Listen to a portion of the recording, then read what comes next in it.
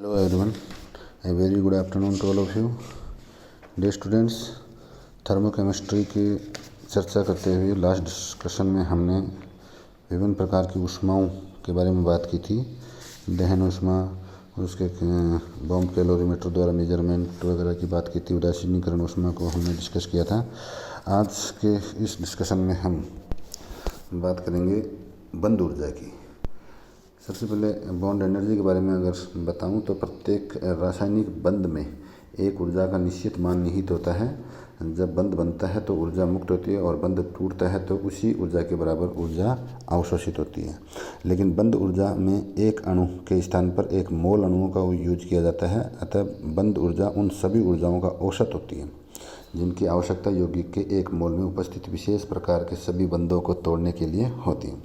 इस प्रकार अगर हम बॉन्ड एनर्जी की डेफिनेशन की बात करें तो एक मोल पदार्थ के अणुओं से बंध विशेष को तोड़कर मुक्त मूलक या परमाणु उत्पन्न करने के लिए आवश्यक ऊर्जा का औसत मान उस बॉन्ड की बॉन्ड एनर्जी कहलाती है।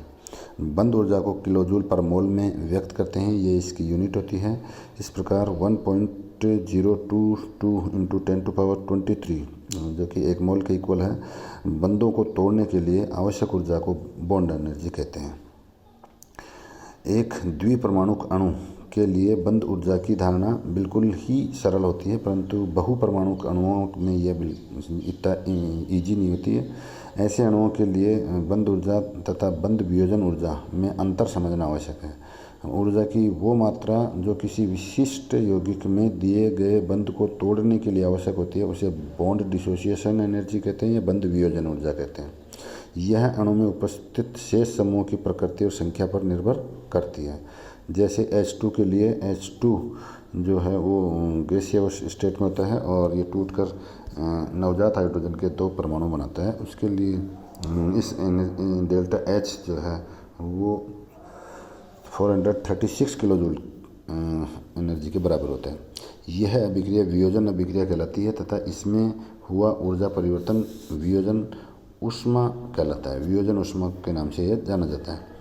इस प्रकार डायटोमिक मॉलिक्यूल्स में बॉन्ड एनर्जी तथा बॉन्ड डिसोसिएशन एनर्जी जो हैं वो इक्वल होती हैं, सेम होती हैं। लेकिन एक पॉलीएटॉमिक मॉलिक्यूल की अगर बात करें तो ऐसे बहु परमाणु अणु में किसी बंध विशेष को बंध ऊर्जा कम निश्चित होती है, क्योंकि यह जिस अणु से बंध तोड़ा जाता है उसके शेष भाग की प्रकृति पर भी निर्भर करती है। फॉर एग्जांपल जैसे CH बॉन्ड की बॉन्ड एनर्जी स्थिर नहीं होती है और भिन्न भिन्न कार्बनिक यौगिकों में इसके भिन्न भिन्न मान प्राप्त होते हैं। जैसे CH4 में 4 CH बॉन्ड होते हैं, लेकिन जब चारों CH बंधों को एक एक करके तोड़ा जाता है तो आवश्यक ऊर्जा का मान ग्रेजुअली बढ़ता जाता है। अतः CH बंध ऊर्जा को चारों बंधों को तोड़ने के लिए आवश्यक ऊर्जा को 4 से डिवाइड करने पर प्राप्त ऊर्जा, जिसे औसत मान कहते हैं, के बराबर माना जाता है। इस प्रकार यौगिक की संरचना को बनाने वाले सभी बंधों की बंध ऊर्जाओं का औसत बंध ऊर्जा कहलाता है। मेथेन के एग्जाम्पल से अगर हम देखें तो CH4 और C+4H जो गैसेस स्टेट में ये अंतर परिवर्तन होता है, उसके लिए डेल्टा H जो है वो 1663.49 किलोजूल के बराबर होता है। तो CH बॉन्ड की बॉन्ड एनर्जी जो होगी वो इस डेल्टा H का जो वैल्यू है उसमें 4 से उसको डिवाइड करेंगे तो 415.87 किलोजूल जो एनर्जी है वो CH बॉन्ड की बॉन्ड एनर्जी होगी। डियर स्टूडेंट्स, बंध ऊर्जा बंध सामर्थ्य का मान होती है, अर्थात बंध ऊर्जा वह बल होती है जो परमाणु को एक दूसरे से के साथ एक अणु में आबंधित रखता है तथा इसके अगर फैक्टर्स की बात करें, अफेक्टिंग फैक्टर्स जो हैं उनमें परमाणुओं की विद्युत ऋणताओं मात्राओं का अंतर, परमाणुओं का आकार, बंध लंबाई, ये कुछ कारक हैं जो जिन पर ये डिपेंड करती हैं। डियर स्टूडेंट्स, इसके बाद में ये स्क्रीन पर हमारे स्क्रीन पर जो टेबल दिखाई दे रही है उसमें हम देख पा रहे हैं कि कुछ जो बॉन्ड्स हैं उनकी बॉन्ड एनर्जीज के मान यहाँ दिए गए हैं। फॉर एग्जांपल HH बॉन्ड के लिए डेल्टा H जो है वो 436 है। HF के लिए 563 है। इनमें से एक कंपैरेटिव स्टडी के लिए हम इनको कोट कर सकते हैं, बाकी इनके मान हमें रटने की आवश्यकता नहीं है। ऊष्मा रसायन या थर्मोकेमिस्ट्री के लॉज की अगर हम बात करें तो उस ऊर्जा संरक्षण के नियम के आधार पर ऊष्मा रसायन के 2 महत्वपूर्ण नियम प्रतिपादित किए गए थे, लेकिन ये नियम ऊष्मागतिकी के प्रथम नियम से बहुत पहले प्रतिपादित किए गए थे। इनमें जो फर्स्ट लॉ है वो है लावाजिए तथा लाप्लास का नियम। लेवाजियर या लावाजिए जो है और लाप्लास ने 1780 में एक नियम प्रतिपादित किया। इस नियम के अनुसार किसी दिए गए ताप एवं दाब पर किसी यौगिक को उसके तत्वों में अपघटित करने के लिए आवश्यक ऊष्मा की मात्रा उस यौगिक के अपने तत्वों द्वारा बनने पर मुक्त हुई ऊष्मा की मात्रा के बराबर होती है। अर्थात किसी यौगिक की संवहन ऊष्मा परिमाण में उस यौगिक की वियोजन ऊष्मा के बराबर तथा चिन्ह में विपरीत होती है। संवहन ऊष्मा और वियोजन ऊर्जाओं के मान इक्वल होते हैं मैथमेटिकल रूप से, लेकिन दोनों के साइन जो हैं वो एक दूसरे के अपोजिट होते हैं, चिन्ह अलग अलग होंगे। जैसे जल की संवहन ऊष्मा तथा वियोजन ऊष्मा को जो है वो हम निम्न समीकरणों से दर्शा सकते हैं। H2 plus half O2 that will form H2O in liquid state, और इसके लिए जो है संवहन ऊष्मा का मान -285.83 किलो जूल होगा।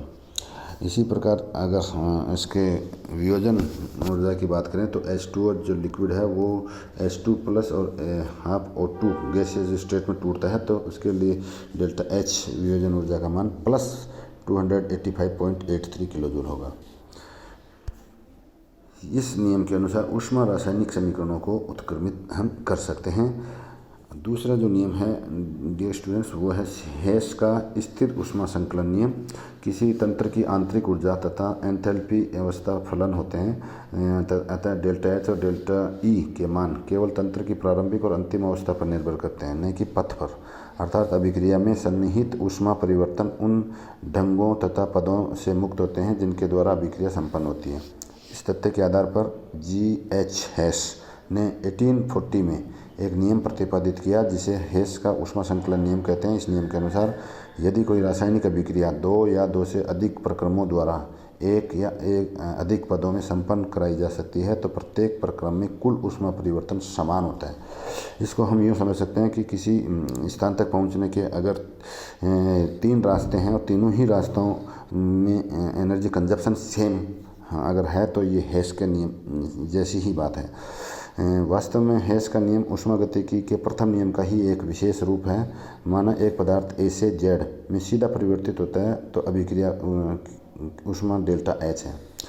किसी दूसरी प्रक्रम में यही पदार्थ 3 पदों में A से Z में अगर परिवर्तित होता है जिसके प्रत्येक पद की अभिक्रिया ऊष्मा अगर डेल्टा H1, डेल्टा H2 और डेल्टा H3 है तो हेस के नियमानुसार दोनों प्रक्रमों में कुल ऊष्मा परिवर्तन सेम होगा। इस प्रकार डेल्टा H को हम delta H1, delta H2, delta H3 के इक्वल मान सकते हैं।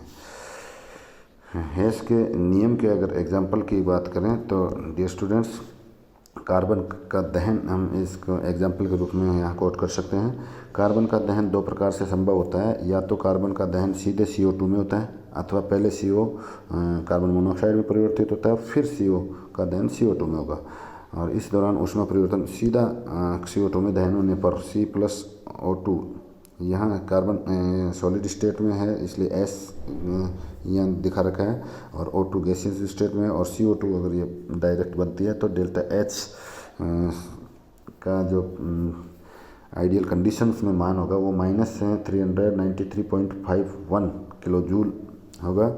और अगर 2 स्टेप में ये रिएक्शन होती है C solid plus half O2 gases stage में और कार्बन मोनोऑक्साइड जो बनती है उसके लिए डेल्टा H का मान -110.52 किलो जूल होगा।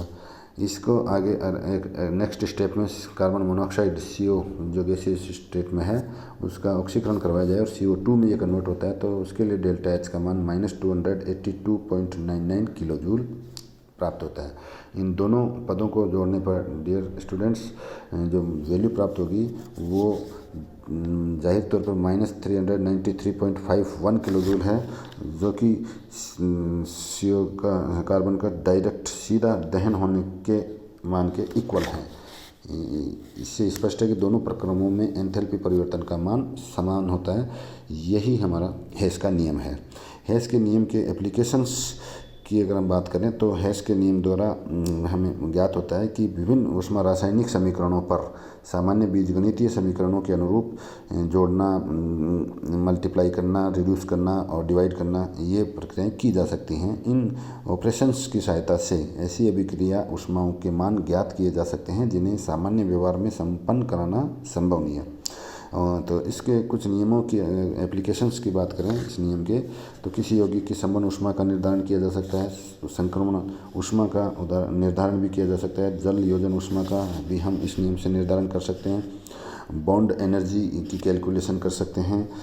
इन जो एप्लीकेशंस हैं उनकी हम डिटेल से नेक्स्ट टॉपिक में चर्चा करेंगे। आज के डिस्कशन को हम यहीं समाप्त करते हैं। आप अपनी पढ़ाई और अपनी हेल्थ का पूरा ध्यान रखें। इसी के साथ इस वीडियो को हम यहीं समाप्त करते हैं। Goodbye, take care.